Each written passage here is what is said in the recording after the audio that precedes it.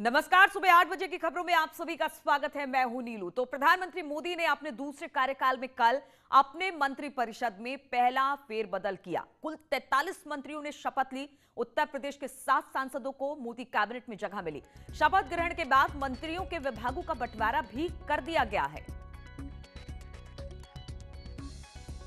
तो मोदी कैबिनेट में विभागों का बंटवारा हो गया है। बहुत सारे नए चेहरे हैं, बहुत सारों को प्रमोशन मिला है और बहुत सारों को विभाग उनके बदले गए हैं।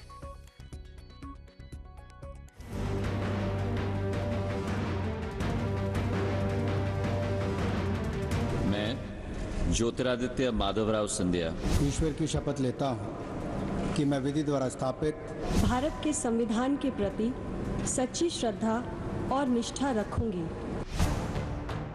नए चेहरे, नए इरादे।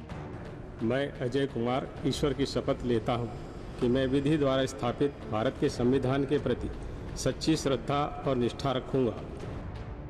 जनता से नए कनेक्ट वाली सरकार। मैं पंकज चौधरी ईश्वर की शपथ लेता हूं। कैबिनेट विस्तार का परफॉर्मेंस प्लान।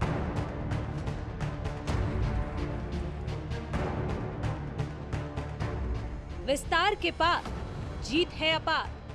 मैं अजय भट्ट ईश्वर की शपथ लेता हूं। SC, ST, OBC फॉर्मूले से सधेगा यूपी।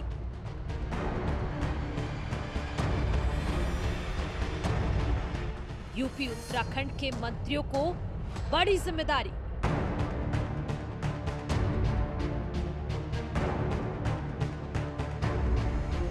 पंकज चौधरी वित्त राज्य मंत्री।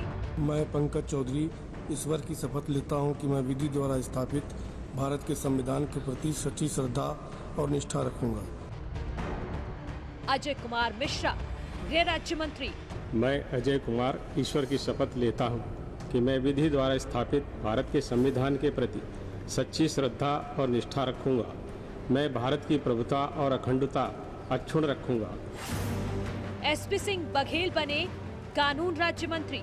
मैं प्रोफेसर SP सिंह बघेल ईश्वर की शपथ लेता हूं कि मैं विधि द्वारा स्थापित भारत के संविधान के प्रति सच्ची श्रद्धा और निष्ठा रखूंगा। मैं भारत की प्रभुता और अखंडता अक्षुण्ण रखूंगा। अनुप्रिया पटेल वाणिज्य एवं उद्योग राज्य मंत्री। मैं अनुप्रिया सिंह पटेल सत्यनिष्ठा से प्रतिज्ञान करती हूँ कि मैं विधि द्वारा स्थापित भारत के संविधान के प्रति सच्ची श्रद्धा और निष्ठा रखूंगी। मैं भारत की प्रभुता और अखंडता अक्षुण्ण रखूंगी। BL वर्मा सहकारिता राज्य मंत्री। मैं BL वर्मा ईश्वर की शपथ लेता हूं कि मैं विधि द्वारा स्थापित भारत के संविधान के प्रति सच्ची श्रद्धा और निष्ठा रखूंगा। मैं भारत की प्रभुता और अखंडता को अक्षुण्ण रखूंगा। कौशल किशोर शहरी आवास राज्य मंत्री। मैं कौशल किशोर ईश्वर की शपथ लेता हूं कि मैं विधि द्वारा स्थापित भारत के संविधान के प्रति सच्ची श्रद्धा और निष्ठा रखूंगा। भानु प्रताप सिंह सूक्ष्म लघु और मध्यम उद्यम मंत्रालय में राज्य मंत्री।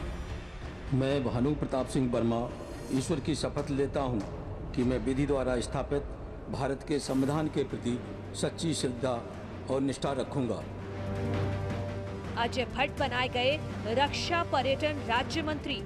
मैं अजय भट्ट ईश्वर की शपथ लेता हूं कि मैं विधि द्वारा स्थापित भारत के संविधान के प्रति सच्ची श्रद्धा और निष्ठा रखूंगा। मैं भारत की प्रभुता और अखंडता अक्षुण्ण रखूंगा। कैबिनेट विस्तार का पूरा गुणागणित। और आइए अब आपको ग्राफिक्स के जरिए दिखाते हैं प्रधानमंत्री मोदी की नई टीम कैसी होगी। तो मिनिस्ट्री ऑफ कॉरपोरेशन गृह मंत्री अमित शाह के पास होगा। वाणिज्य उद्योग और कपड़ा मंत्रालय पीयूष गोयल के पास होगा। वहीं रेल और minister of IT communication Ashwini Vaishnaw के पास। स्मृति ईरानी महिला एवं बाल विकास मंत्रालय संभालेंगी। नागरिक उड्डयन मंत्रालय ज्योतिरादित्य सिंधिया को दिया गया है। डेयरी मंत्रालय पुरुषोत्तम रूपाला के खाते में गया है। अनुराग ठाकुर खेल मंत्रालय और IT दोनों को देखेंगे।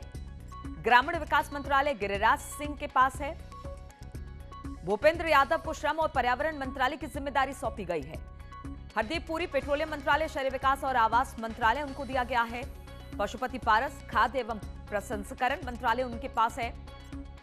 सर्बानंद सोनोवाल आयुष मंत्रालय उनके पास होगा। कानून मंत्री होंगे किरण रिजिजू। मीनाक्षी लेखी को विदेश और संस्कृति राज्य मंत्री बनाया गया है।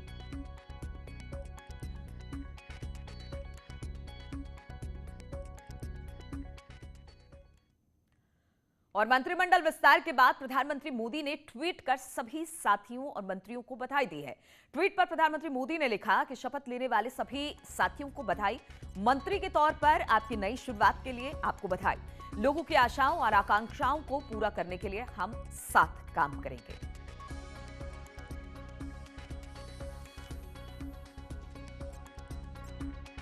तो अपने नए सहयोगियों को ट्वीट कर बधाई दी है प्रधानमंत्री नरेंद्र मोदी ने।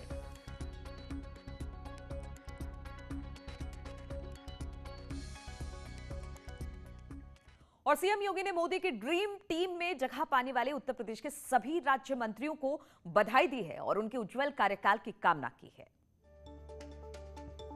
तो सीएम योगी ने भी बधाई दी और उन्होंने कहा कि जो ड्रीम टीम है मोदी की, उनमें जो उत्तर प्रदेश से मंत्री आए हैं उन सभी को ट्वीट कर बधाई दी और बाकी मंत्रियों को भी उन्होंने बधाई दी है।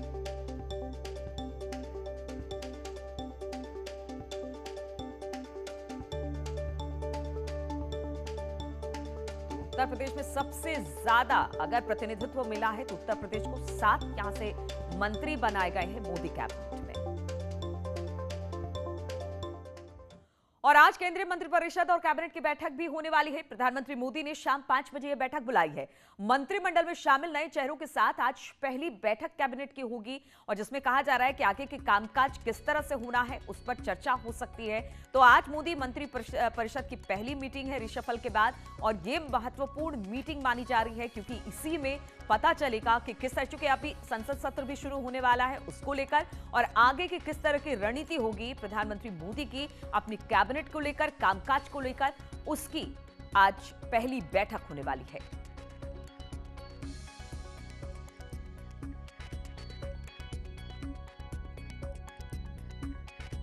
तो नए मंत्रियों के साथ प्रधानमंत्री की पहली बैठक है। शाम 5 बजे यह बैठक रखी गई है। कल 43 मंत्रियों ने शपथ ली थी और आज बैठक है, पहली बैठक है और इसमें बहुत सारे इंस्ट्रक्शन प्रधानमंत्री मोदी की तरफ से भी इन नए मंत्रियों को मिलने वाले हैं।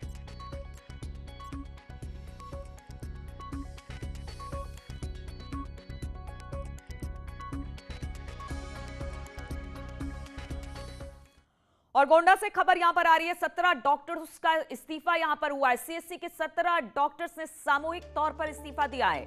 एसीएमओ समेत 17 डॉक्टर ने इस्तीफा दिया है। डॉक्टर ने डीएम पर आरोप लगाए हैं। समीक्षा बैठक में अभद्रता का यह आरोप डॉक्टर्स की तरफ है, इसलिए सीएससी के 17 डॉक्टरों ने सामूहिक इस्तीफा दिया है। एक साथ सभी डॉक्टरों ने इस्तीफा दिया है। गोंडा से यह बड़ी खबर है, जबकि इस समय कोविड काल चल रहा है, अभी दूसरी वेव भी पूरी तरह से खत्म नहीं हुई है। ऐसे में ये बड़ी खबर है। कहा यह जा रहा है कि डीएम की अभद्रता से नाराज होकर इन डॉक्टर्स ने इस्तीफा दिया है। देवमणि इस पर और अधिक जानकारी के साथ जुड़े हैं। देवमणि, क्या हुआ था कि इतने सारे डॉक्टर्स ने एक साथ इस्तीफा दे दिया?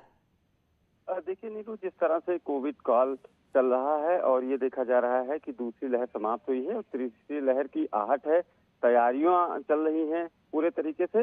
इसी बीच 17 डॉक्टरों का, जिसमें ईसीएमओ समेत 16 सीएचसी के अधीक्षक शामिल हैं, उन्होंने डीएम पर आरोप लगाया है कि वो निरीक्षण के दौरान, बैठकों के दौरान, समीक्षा बैठकों के दौरान और अगर जनहित में कोई सवाल पूछा जाता है तो उसको लेकर जो जिलाधिकारी हैं उनका लगातार जो रवैया है वो काफी आपत्तिजनक रहा है। असंसदीय भाषा, अमर्यादित भाषाओं का प्रयोग करते हैं। इसको लेकर पहले से भी तमाम बैठकों में, उसके बाद डॉक्टरों ने दबी जुबान लोगों से शिकायत की थी और सीएमओ से भी इस बात की चर्चा की थी। लेकिन हालिया दिनों में जब जो निगरानी समितियों को जो किट दी जानी थी उसको लेकर जब जो डॉक्टर्स ने और जो सीएमओ ने जब सवाल किया उच्च अधिकारियों से, तो ऐसे में ये अमर्यादित शब्दों का, या उन्होंने ये कहा कि शासन का काम है, आपका काम नहीं है, आपका काम करना है, सवाल जवाब और हिसाब मांगना आपका काम नहीं है। ऐसे में डॉक्टर आहत हुए हैं और जब कोरोना काल चल रहा है, ऐसे में 17 डॉक्टरों का सामूहिक इस्तीफा, कहीं ना कहीं विभाग में हड़कंप मचा हुआ है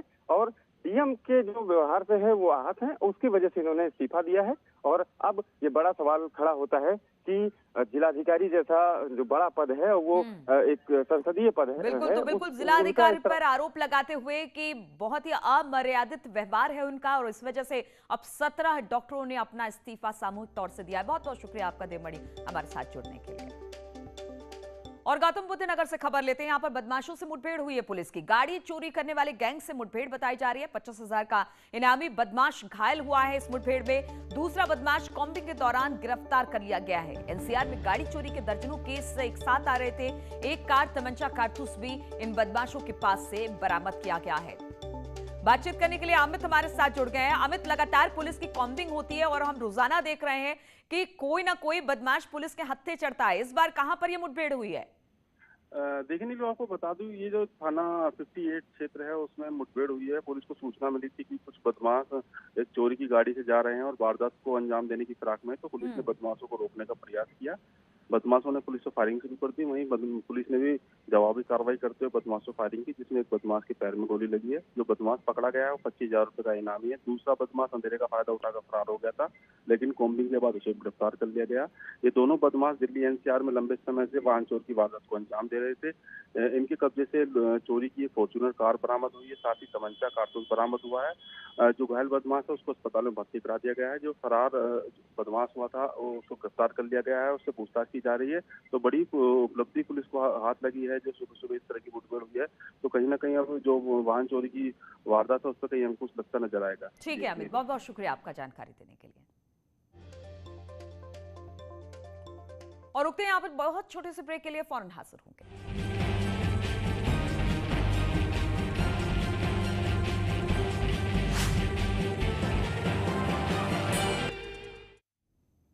और ब्रेक के बाद एक बार फिर से आप सभी का स्वागत है। तो राष्ट्रीय स्वयंसेवक संघ के सर संघचालक प्रमुख मोहन भागवत 7 दिवसीय चित्रकूट के दौरे पर हैं।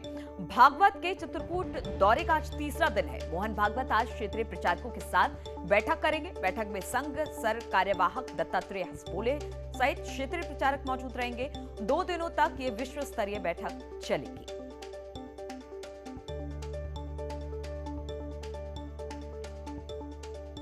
और बातचीत करने के लिए अखिलेश सोनकर इस वक्त हमारे साथ जुड़ गए हैं। अखिलेश, आज तीसरा दिन है, मोहन भागवत वहां पर होंगे। अभी तक क्या कुछ वहां पर हुआ है और आज किस तरीके का दिन और किस चीज पर चर्चा? जी नीलू, आपको बता दें कि मोहन भागवत जी के आज चित्रकूट दौरे के तीसरे दिन में आज थोड़ा सा कार्यक्रम में चेंजिंग होनी है। जो 8 जुलाई से विश्व स्तरीय बैठक होनी थी उसको 9 जुलाई से कर दिया गया है। आज जो संघ के विभिन्न प्रकल्प है उनके प्रमुखों के साथ बैठक होगी, क्योंकि जिस तरीके से कोविड काल में उनके काम थे जो वह रुक गए थे, तो उनके दोबारा से शुरू कराने के लिए उसकी रूपरेखा तैयार की जाएगी। अभी कल ही जो मोहन भागवत जी थे उनके सहकार्यवाहक थे और राम जन्मभूमि के ट्रस्टी महामंत्री थे चंपत राय जी थे, और जो उनके शीर्ष पदाधिकारी थे उनके साथ लगभग 1 घंटे बैठक हुई। जिस तरीके से राम मंदिर के चंदे में काफी आरोप लगे थे, राजनीति हुई थी, उसको लेकर के काफी उसमें विस्तृत बात की गई है। और उसको पारदर्शिता से जो उसका चंदा था और उसमें जो खर्च होना उसकी पारदर्शिता के रखने के लिए बात कही गई है। जिस तरीके से लोगों ने राम मंदिर के लिए चंदा निर्माण के लिए चंदा दिया था, तो उसको जिन लोगों ने चंदा दिया है उन संघ के लोग उनके घर भी जाएंगे, उनका सम्मान करेंगे। इसके साथ ही जो कोविड में जो लोग दिवंगत हुए हैं उनके घर भी उनका सम्मान करेंगे। तो कुल मिलाकर के कल इस पर चर्चा हुई है। आज जो विभिन्न प्रकल्पों के लोग हैं, प्रमुख हैं, उनके साथ बैठक होगी। और कल तो लगातार चर्चाओं का दौर चल रहा है। बहुत सारे ऐसे मुद्दे हैं जो कि इस बैठक में उठाए जा रहे हैं। बहुत बहुत शुक्रिया आपका हमारे साथ जुड़ने के लिए। और अयोध्या में राम मंदिर में लगने वाले पत्थरों की पहली खेप बुधवार को अयोध्या पहुंची। पत्थर राम की नगरी पहुंचा। संत समाज के लोगों ने फूल बरसाकर इन पत्थरों का स्वागत किया। पहले चरण में 16 घन फुट के 30 पत्थर आए हैं। आने वाले दिनों में 19,000 पत्थर आएंगे। इन पत्थरों को राम जन्मभूमि परिसर में ही सुरक्षित रखा जाएगा।